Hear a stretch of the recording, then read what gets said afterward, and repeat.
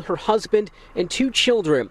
Over the last few weeks, she had been very open on social media, specifically TikTok, sharing videos talking about her husband's struggle with brain cancer. Hey everybody, welcome to another night of looking at this lady. She decided to kill her kids and her husband. I got a comment that said something like, I shouldn't be quick to make her a villain. I don't know. She did kill her kids. Oh my god, my dog scared me. Sorry about that. I've been saying so in the beginning of all my videos. I have to stop. In a not depressing news update. I use but a lot, or but and though. But per usual, I'm looking for advice. Oh my god, they're being so noisy tonight. My husband came down this morning while I was getting the kids ready for school, and he said that he decided last night at 1 a.m. that he wants to go keto. We had briefly touched on it last week because I read that sugar feeds the tumor, and we talked about it. It sounds like this guy was doing so much just to, make her happy at the end. I mean, nothing was going to help him, but he was doing it for her. And then he kind of was like, whatever. And our doctor was like, meh, there's not a ton of data behind it. But I had thought that was a great life change, not just for the cancer piece of it, but just protein is great, no sugar, no carbs, high protein is elite lifestyle. But so he came down and said that.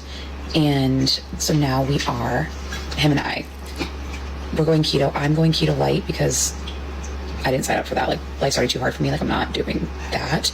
So we decided this morning that we would go keto light and he would go full keto, easing into it because I heard that you can get sick if you go too hard too fast. And I will go keto light. I didn't do it today because after I left for work, I did stop and get a bagel, and then I did have pizza for lunch. So it's feeling not the best start for me, but one day. But this morning, because my husband went back to work today, and when he works, I get him these Oikios 000 Greek yogurts, 4-pack, and then I get him. Went back to work. I thought they said he couldn't even get out of bed. He must have went fast. I mean, he must have fell fast. This grandiose granola that he loves. And that's how I contribute to his mornings. Because getting the kids ready and everyone out the door and all the things packed isn't contributing enough. And so I ordered it. I got it yesterday. I ordered it from Instacart. Let's not get ahead of ourselves. I ordered it yesterday. And so this morning I gave it to him. I said, I got you the yogurts and the granola. And he said, is it keto friendly though? You decided last night at 1 a.m. I was asleep because my insomnia is a 2:30 kind of thing. So I wasn't awake for that. And no, it probably isn't because I didn't order my groceries based off of being keto friendly. However, she ended up killing her family at, 5:30, 6:30? Because I'm a witch and I knew this was going to happen. Last week. She said she's a witch. She said she's a witch. Did you hear that? A witch, and in the other video she said she was a psychopath. Ordered a box of Factor meals, and they're the pre-made meals, and you can design them to be the dietary way that you want. So I ordered I don't know, I think it was 10 meals. It was actually kind of a lot.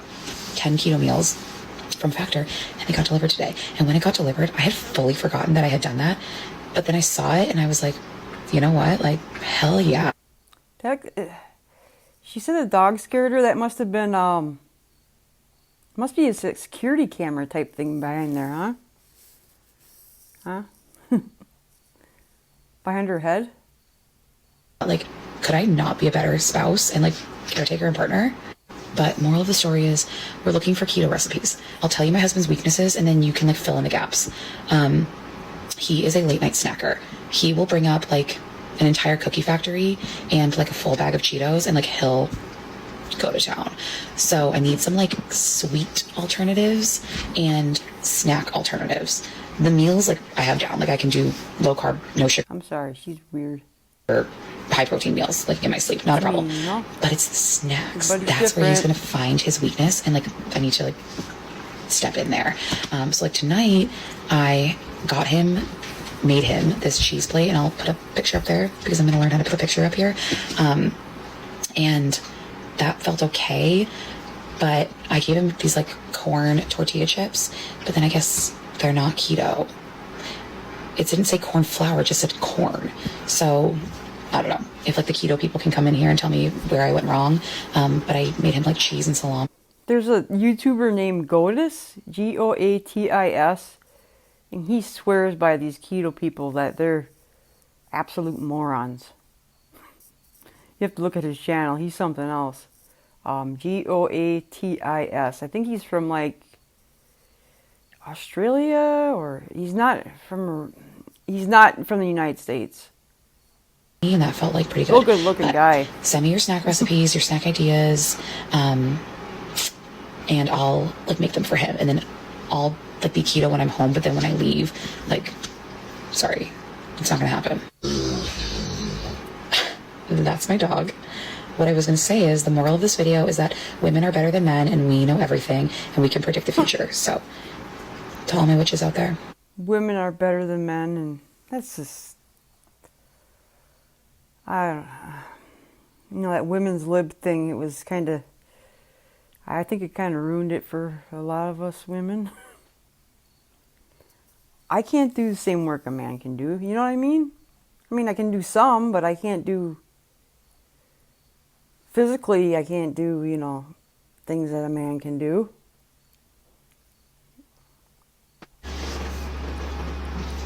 oh my god, my dog scared me. Sorry about that. So I've been saying so in the beginning of all my videos. I have to stop. Yeah, it looks like some kind of security camera. In a not depressing news update, but per usual, I'm looking for advice. Oh my god, they're being so noisy tonight.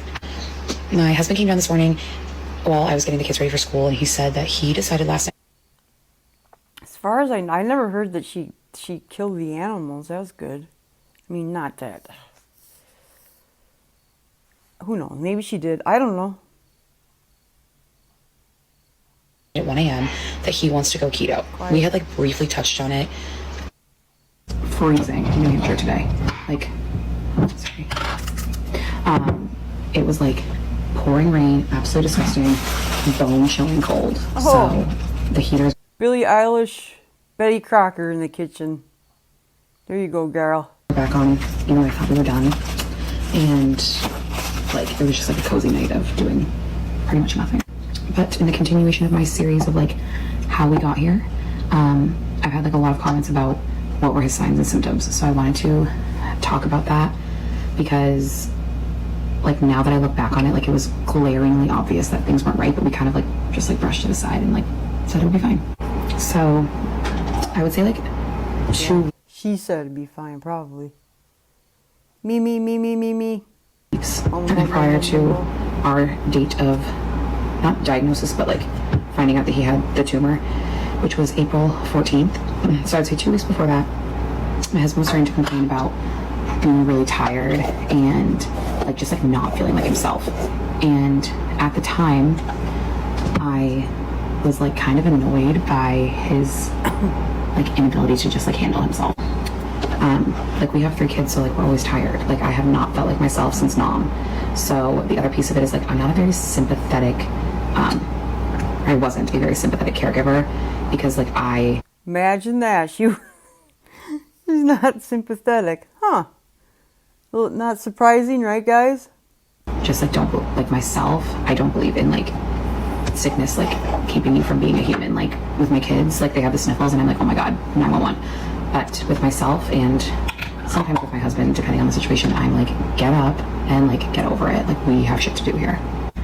But also just to like defend myself, like my husband is not a very good patient either. Like he takes like illness to like a totally different level. So and like my girlfriends can attest to that. Like it's pathetic. So I was in the beginning, I was like, this is not real. Like you have to just move past it.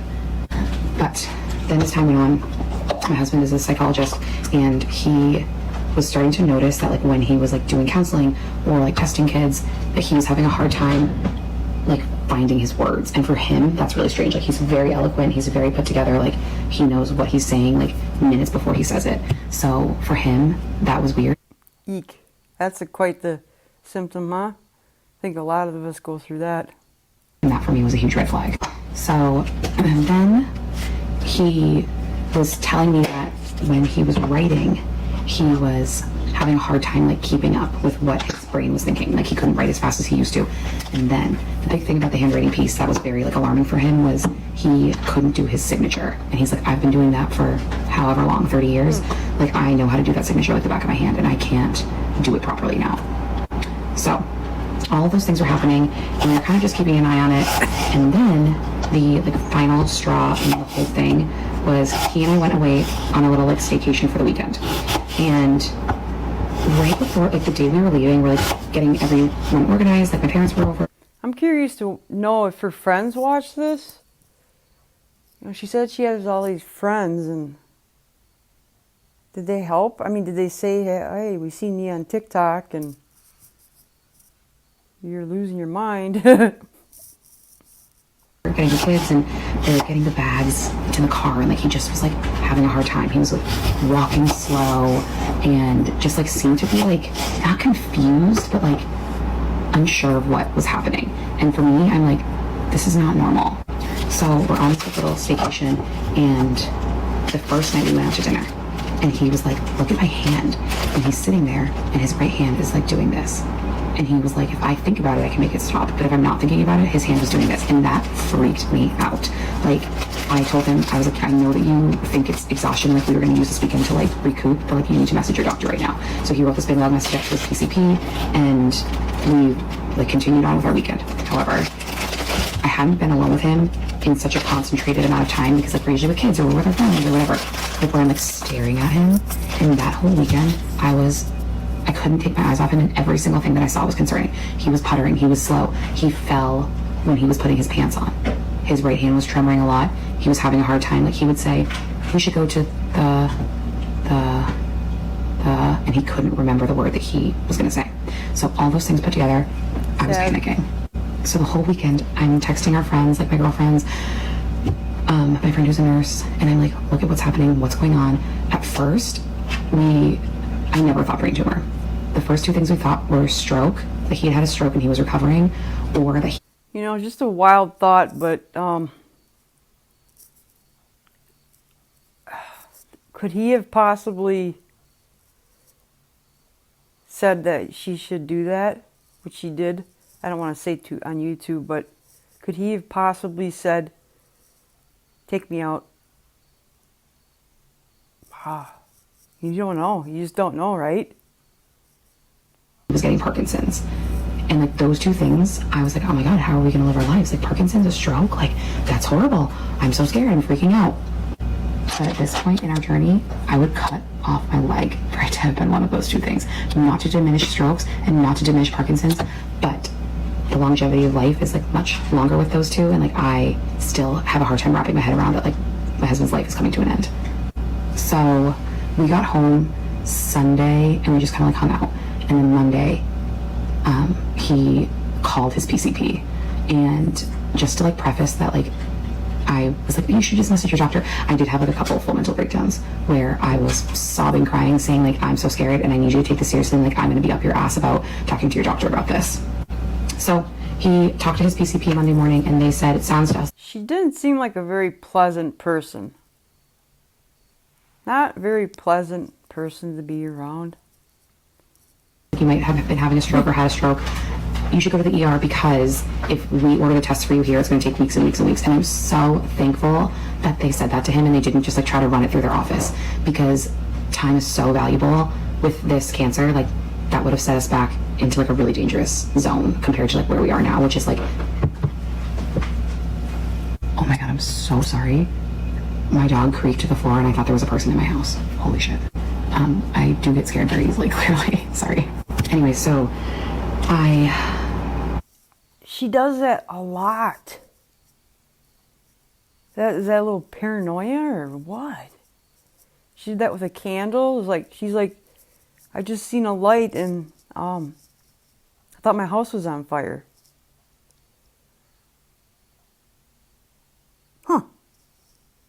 Lack of sleep. I'm just like thankful that that happened. And then we obviously went, they did a CT pretty much like immediately, and that's where we found the mass. And then we did an MRI. It was very clearly a tumor with a cyst with a bunch of fluid.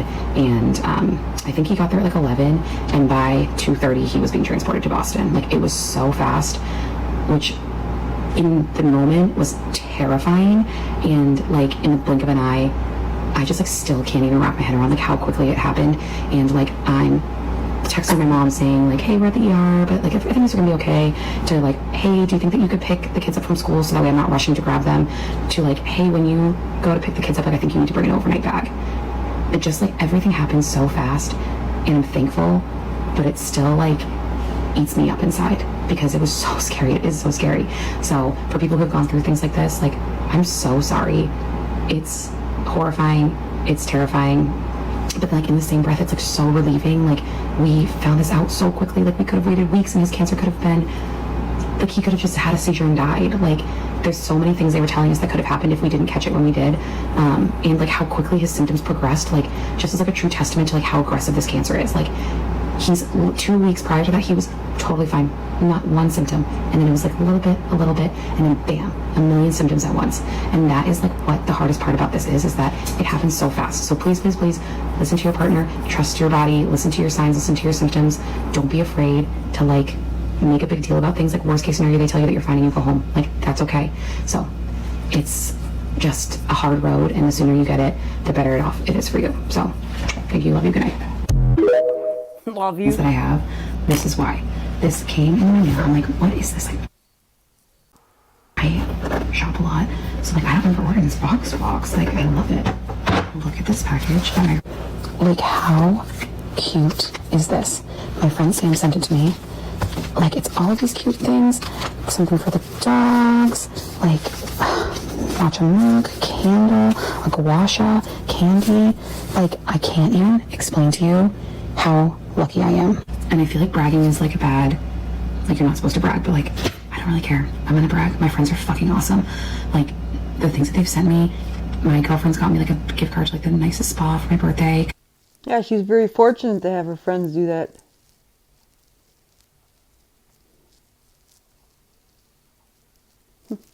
My birthday was like right in the middle of all this, and my big girlfriend group of like 20, they all got together and they gifted us a photo shoot for my family. Like, that's like, it's just so nice. I think also because like they know that I'm not doing anything for myself right now. Like, everything I'm doing is to make my kids' life normal, make my husband comfortable. I will figure my shit out one day in like a couple of years, but like today's not the day. So I'm just like thankful for my friends who know me so well to know like where I fall. God, she was such a whiny baby, wasn't she? Like, I'm taking my kids. Yeah, you signed up for it. What the hell? And like they're like ahead of the curve here. Like, they know that I'm like gonna have a mental breakdown soon, so they're like, let's step in here and like let's mitigate a little bit of that. So to my friends who are watching, I love you. Like, if I could kiss all of you on the lips, I would. And I might, so watch out for next time you see me. Like, those are the things that you think of and you want. Like, you just don't have time right now to like organize that. And I just like can't say enough good things about my friends. And I hope that everyone watching this has friends like I do, because every person deserves to be cared for unconditionally by people who aren't their family. And my friends know that I reciprocate that, because I take it like as my personal mission to insert myself into all of my friends' business and like become one with them. Insert myself. So sometimes Insert myself in my friend's business. it's nice to like be reminded that they feel the same way about you. So just wanted my little brag video about my friends, and I hope you guys all have a great night. Okay, when I tell you that Happy Mother's Day to those who celebrate. It's a weird holiday for me. I wonder if it is for you guys too. We're in this like weird season of the holidays and birthdays, and it's just like so hard. Like, I'll never. Me. So is me. So she was doing these journals for about two months before it happened. Before she decided she was going to play God. understand how this happened. So we're just like with his mom, my family, like people that we're with all the time. But it's like different being a holiday. Like we're out formally, we're doing things, and like we're all sitting there and we're all in this weird limbo. Like every single one of us is thinking about the cancer, and we're like all just pretending that it's not there. But like every moment matters. Like every single thing that the kids do, we're like all taking pictures of, and every second that we're talking, we're trying to think about something else to talk about. We're talking about the dumbest shit. And it's because all of us want to talk about the cancer, but like we don't, because like we can't talk about it 24/7. Like that's an insane thing. So we're just like grasping at straws of things to talk about because we all are only thinking about one thing, but we're like pretending that we're not. And I hate it. I hate it here. Sorry, I had to change scenery because I had a mental breakdown. So bear with me, because like this is so hard. You notice she just said that again.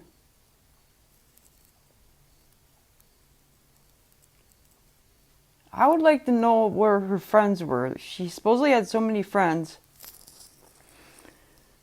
I don't know. Maybe they didn't have TikTok. I don't know. And like, no one will ever understand. But I know there are people that are understanding. Because it's just a lot of people have gone through it lately. Complicated. And it's difficult. And I feel so sad for everyone who has to go through this. I never understood the heartbreak that is having to deal with this. As a mom, as a partner, it's so complicated. Because like, this morning when I woke up, I thought, I'm gonna feel sad because in the years to come, I'm praying that next year we won't have to say this, but the shoes. The shoes. In the years when he's not here, I'm gonna have to do my own Mother's Day. That's how I felt this morning. And I thought, like, that's an insane thing to feel. But then as the day went on, I felt so sad for my kids. Like, my sadness for my kids is never ending. Like, my kids were so excited to give me their presents and to surprise me and to do their cards. And like, my heart broke. I was so excited to see them. I was so happy to open my gifts and do all the things. But my heart broke for them because in the years that my husband passes, like, someone's gonna have to do that. Either it's me or family or whatever. Like, they're not gonna get the joy of like shopping for their mom with their dad, buying the cards, writing the cards. Like, it's just so sad. Like, how this is happening. I'm sorry, this is so depressing. Like, this is the shit that I think about at night while they're sleeping and he's sleeping. My heart is so broken. Like, how could this happen? And I just feel so sad for my kids. All their joy and all their innocence is like being taken every single second by this fucking cancer. And there's nothing that we can do.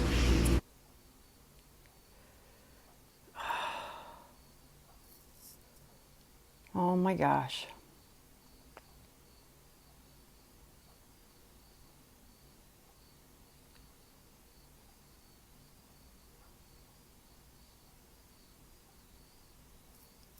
And I just know that this is like the easiest of the holidays too, and I feel so devastated. Like, I can't even pretend to understand how Christmas will feel, and birthdays, and everything.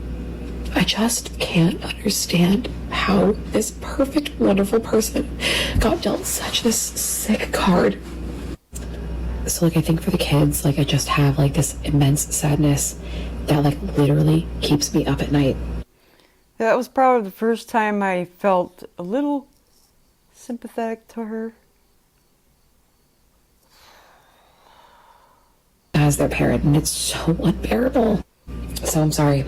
I'm not really looking for advice right now. I'm not asking for anything. I'm just like trying to get through this fucking holiday without having a total mental breakdown. And I think that the way that I'll be able to sleep at some point tonight is that my kids have no clue that this holiday was hard because they felt no difference, and I'm so thankful for that. But I think it's just hard as the spouse and the mom to know that their lives are going to drastically change And I'm thankful on one hand that they have no clue, but on the other hand, like, every single thing that happens is so devastating. Every single moment that I watch of theirs, like, that is joyful, I feel joy, but I feel like gut-wrenching sadness, because I just, like, pray that every single moment that they have is, like, not their last one. And, like, I have hope that, and I know that my husband does too, that we have, like, many years. But I also don't want to, like, think that, because I don't want to waste time.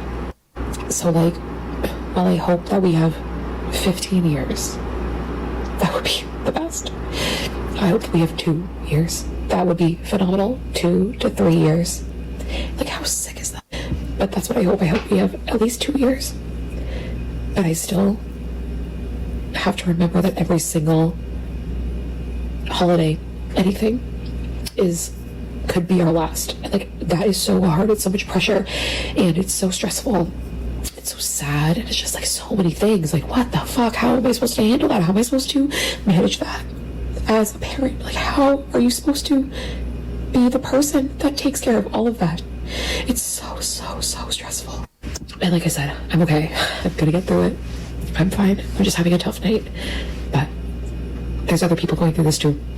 And I just hope that anyone that is going through something like this, exactly this, understands that, like, someone else is going through it too, and you're not alone, and it's complicated. And I have, like, a great support system, and I still feel so fucking sad. It is for everyone to feel this way. It is valid. It is normal. I just can't. So I'm gonna sign off, and I hope that people seeing this, like, just take something good from it. Be thankful for what you have. I don't know. That's it. That's all I have. Happy Mother's Day. And the nights are the hardest. So here I am. Yeah, I mean, the first time I felt any kind of sympathy for her, I don't know why, but yeah. Wait till we get to the one with the kid, the video where she's with her daughter. I think that feeling will quickly change. Bye, everybody. See you tomorrow night.